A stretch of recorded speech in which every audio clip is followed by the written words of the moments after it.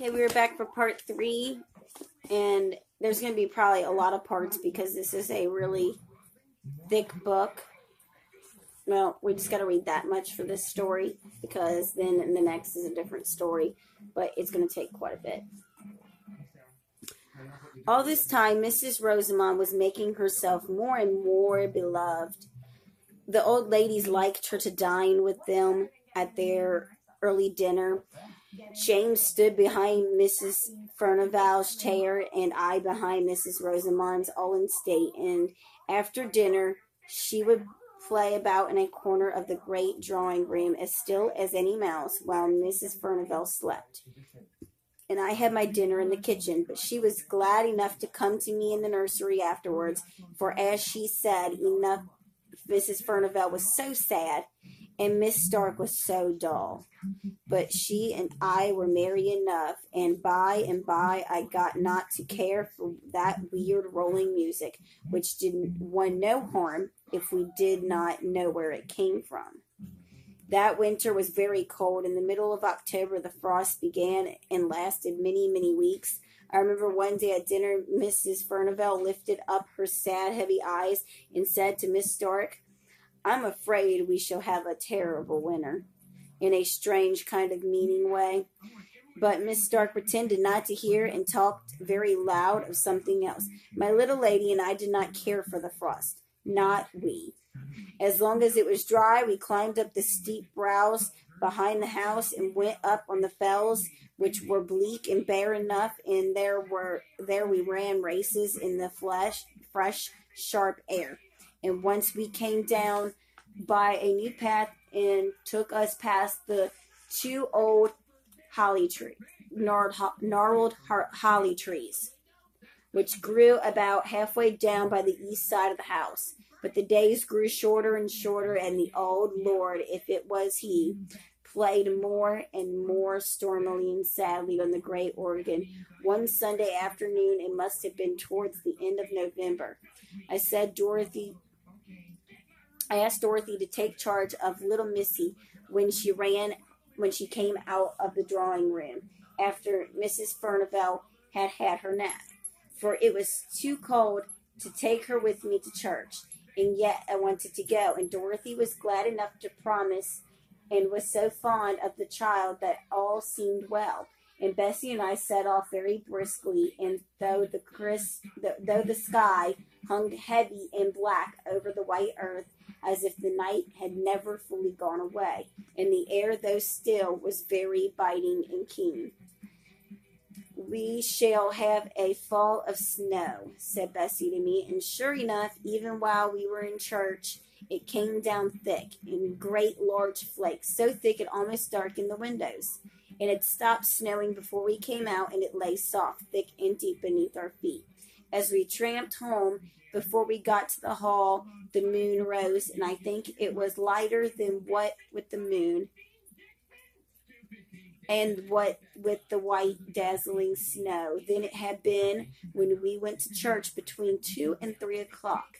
I had not told you that Mrs. Furnivall and Miss Stark never went to church. They used to read the prayers together in their quite gloomy way.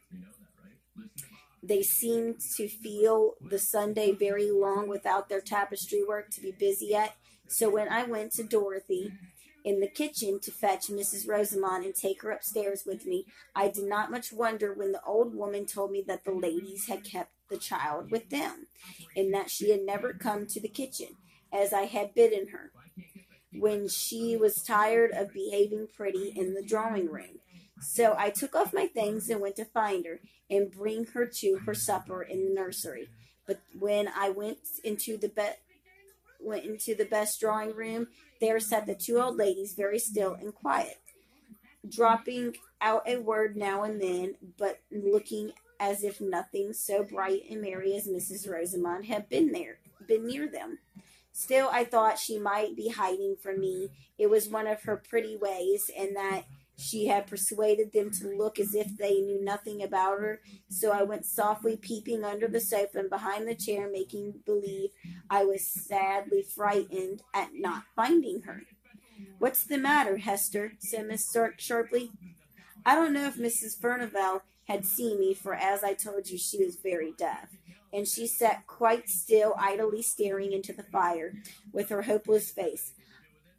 "I'm only looking for my little Rosy Posy," replied I, still thinking that the child was there and near, though I could not see her. "Mrs. Rosamond is not here," said Miss Clark. "She went away more than an hour ago to find Dorothy." And she too turned and went on looking into the fire. Miss Stark sank.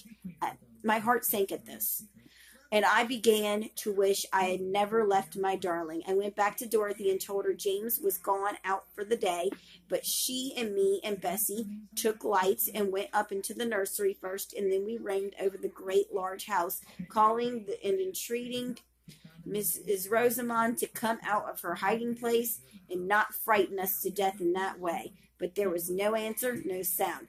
"Oh," said I at last, "can she have got into the east wing and hidden there?" But Dorothy said it was not possible, for that she herself had never been there, that the doors were always locked, and my Lord Steward had the keys. She believed, at any rate, neither she nor James had ever seen them. So I said I would go back and see if after all she was not hidden in the drawing room, unknown to the old ladies, and if I found her there, I said I would whip her well for the fright she gave me. But I never meant to do it. Well, I went back to the west drawing room, and I told Miss Stark we could not find her anywhere, and asked for leave to look all about the furniture there, for I thought now that she might have fallen asleep in some warm hidden corner. But no, we looked. Mrs. Furnivall got up and looked trembling all over, and she was nowhere there. Then we set off again, every one in the house, and looked in all the places we had searched before, but we could not find her. Miss Furnivall shivered and shook so much that Miss Stark took her back into the warm drawing room, but not before they had made me promise to bring her to them when she was found. Well a day, I began to think she never would be found, when I bethought me to look out into the great front court, all covered with snow. I was upstairs when I looked out, but it was such clear moonlight I could see quite plain 2 little footprints, which might be traced from the hall door and round the corner of the east wing. I don't know how I got down, but I tugged open the great stiff hall door, and throwing the skirt of my gown over my head for a cloak, I ran out. I turned the east corner, and there a black shadow fell on the snow. But when I came again into the moonlight, there were the little footmarks going up to the fells. It was bitter cold, so cold that the air almost took the skin off my face as I ran. But I ran on, crying to think how my poor little darling must be perished and frightened. I was within sight of the holly trees when I saw a shepherd coming down the hill, bearing something in his arms, wrapped in his maud. He shouted to me and asked me if I had lost a bairn, and when I could not speak for crying, he bore towards me, and I saw my wee bairnie lying still and white and stiff in his arms, as if she had been dead. He told me he had been up to the fells to gather in his sheep before the deep cold of night came on, and that under the holly trees, black marks on the hillside, where no other bushes was for miles around, he had found my little lady, my lamb, my queen, my darling, stiff and cold in the terrible sleep which is frost begotten. Oh, the joy and the tears of having her in my arms once again, for I would not let him carry her, but took her, Maud, and all into my own arms, and held her near my own warm neck and heart, and felt the knife stealing slowly back again into her little gentle limbs. But she was still insensible when we reached the hall, and I had no breath for speech. We went in by the kitchen door. "Bring the warming pan," said I, and I carried her upstairs and began undressing her by the nursery fire, which Bessie had kept up. I called my little lammy all the sweet and playful names I can think of, even while my eyes were blinding by my tears in that last. Oh, at length she opened her large blue eyes. Then I pulled her into her warm bed and sent Dorothy down to tell Mrs. Burneville that all was well, and I made up my mind to sit by my darling's bedside the livelong night. She fell asleep into a she fell into away into a soft sleep as soon as her pretty head had touched the pillow, and I watched by her until morning light, when she wakened up bright and clear, or so I thought at first, and my dears, so I think now.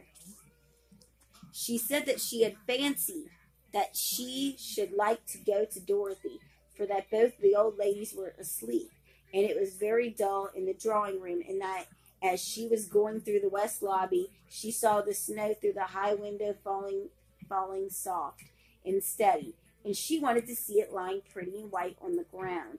And then, so she made her way into the great hall, and then going to the window, she saw it bright and soft upon the drive. But while she stood there, she saw a little girl, not so old as she was, but so pretty, and my darling. And this little girl beckoned to me to come out, and oh, she was so pretty and so sweet, I could not choose but go. And then this other little girl had taken her by the hand, and side by side the two had gone around the corner. Now you are a naughty little girl and telling stories, said I. What would your good mamma that is in heaven and never told a story in her life say to her little Rosamond if she heard her? And I dare say she does, telling stories. Indeed, Hester, sobbed out my child, I'm telling you true. Indeed I am. Don't tell me, said I, very stern. I tracked you by your footmarks, though the snow there were only yours to be seen, and if you had had a little girl to go hand in hand with you up the hill, don't you think the footmarks would have gone along with yours? We're going to stop there, and we will be back for another part.